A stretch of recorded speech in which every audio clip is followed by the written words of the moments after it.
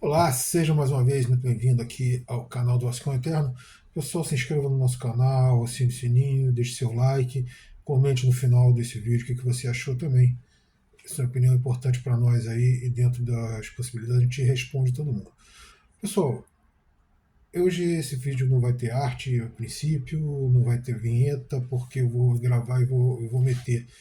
Cansado, assim, eu não vivo disso, eu só comento porque eu gosto do Vasco, mas não é meu ganha-pão nem nada. Então, assim, depois se der, bota arte, edita o vídeo, bota a vinheta e tal.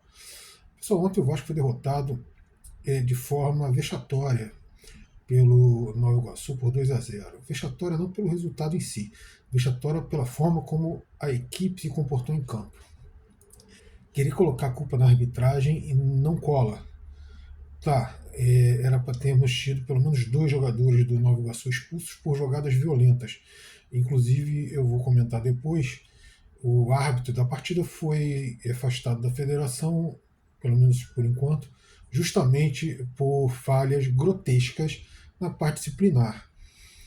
Né? Mas você querer colocar a culpa nessa atuação do árbitro pela derrota do Vasco é covardia. O time do Vasco foi um bando em campo desde o primeiro minuto de jogo.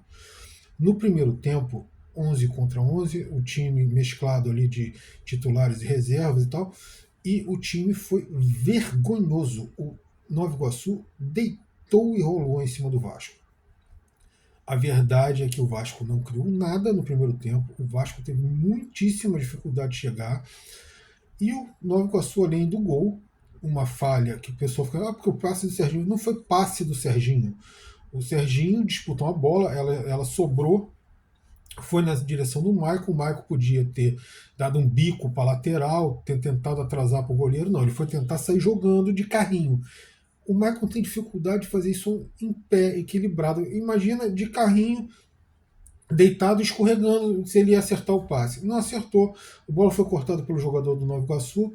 Ele mais rápido, o Maicon um jogador lento, pesadão, levantou bem antes do Maicon, passou direto, foi ali pela esquerda, cruzou, o cara sozinho no meio da área, não tinha ninguém marcando, e ele abriu o placar. Depois disso, o Nova Iguaçu teve mais umas duas ou três oportunidades no primeiro tempo. O Vasco teve uma oportunidade muito safada, porque o Vasco não conseguia chegar. Nessa etapa, o lance mais polêmico foi de Caio Tenório, que foi revelação do Vasco, ele foi jogador da base do Vasco, e que quase quebrou a perna do Rossi. Uma entrada violentíssima.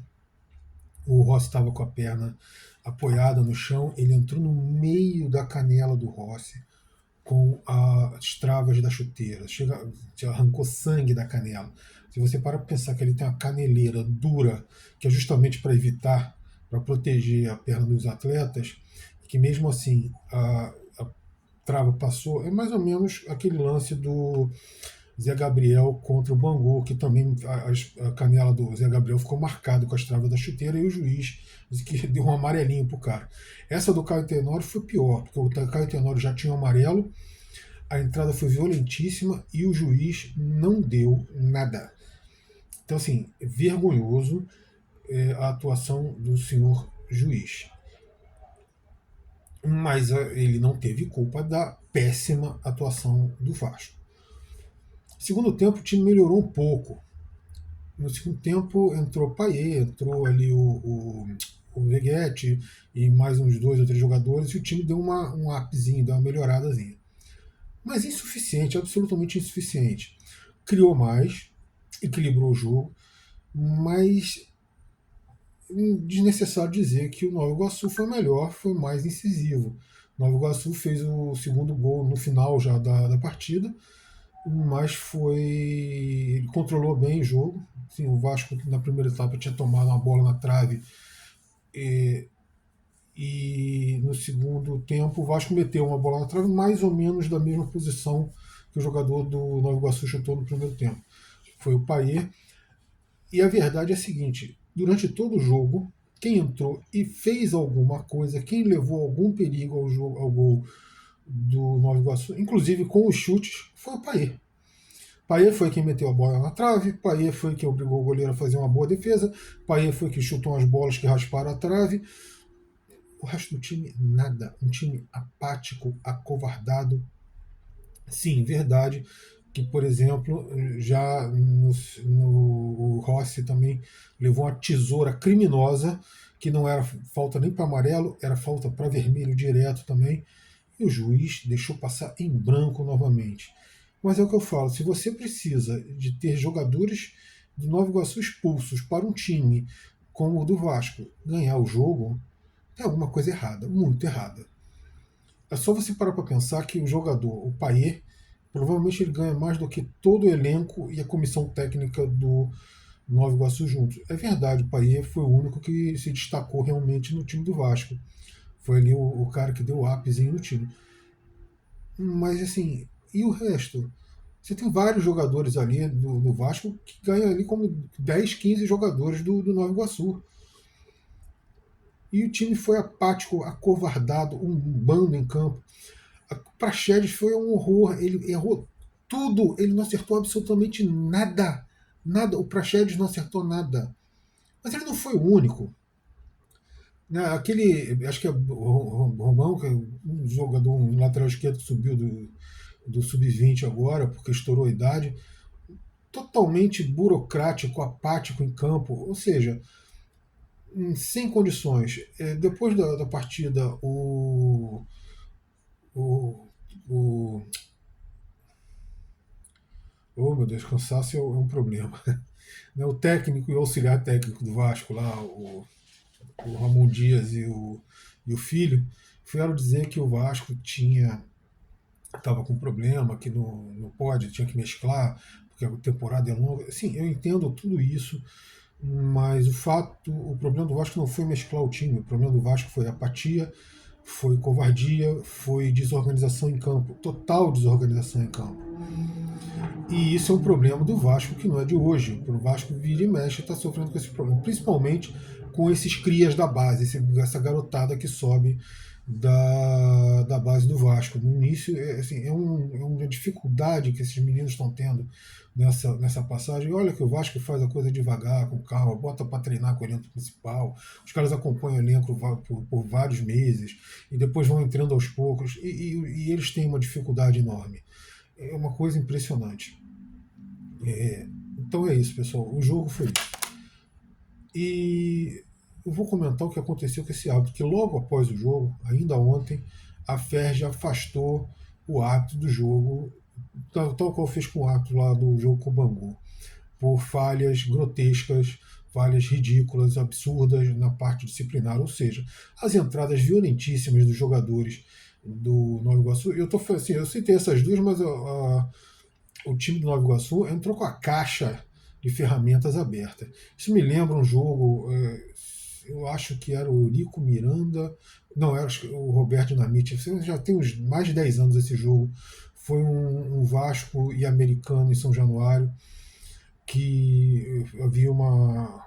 Na época era muito comum o negócio de rodízio de faltas. O time do Americano saiu todo, tanto os titulares quanto os que entraram durante a partida, todos os atletas do Americano saíram amarelados porque eles faziam as faltas em sistema de rodízio. O Vasco não conseguia jogar, porque toda vez que se iniciava uma jogada um pouquinho mais aguda, havia falta, eles paravam com faltas violentas, e a arbitragem simplesmente ignorou o antijogo, que era para ter expulsado por antijogo. Porque aquilo ali, embora a falta seja parte do jogo, tanto que ela está nas regras, mas ela está na regra como punição. E quando você exagera no número de faltas, seja individualmente, seja por equipe, o árbitro deve dar o vermelho justamente pelo antijogo.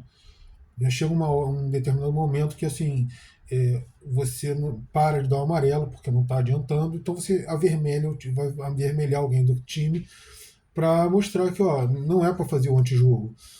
E o árbitro foi conivente, não fez nada.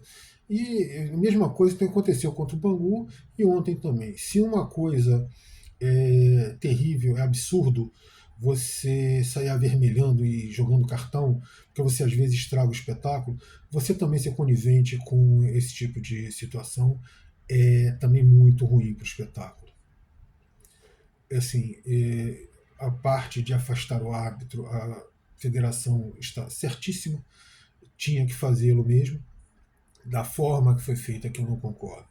Porque apesar de ser absurdo, você não pode dizer que o cara fez isso por má intenção, se ele, você não pode falar, dizer que ele tinha foi simplesmente falha técnica, se ele viu ou não viu, ou seja, não foi nem má intenção nem falha técnica, alguma coisa passou na. Você não tem como afirmar que houve má fé, você pode dizer apenas o que a FERJ disse, foram falhas na parte disciplinar.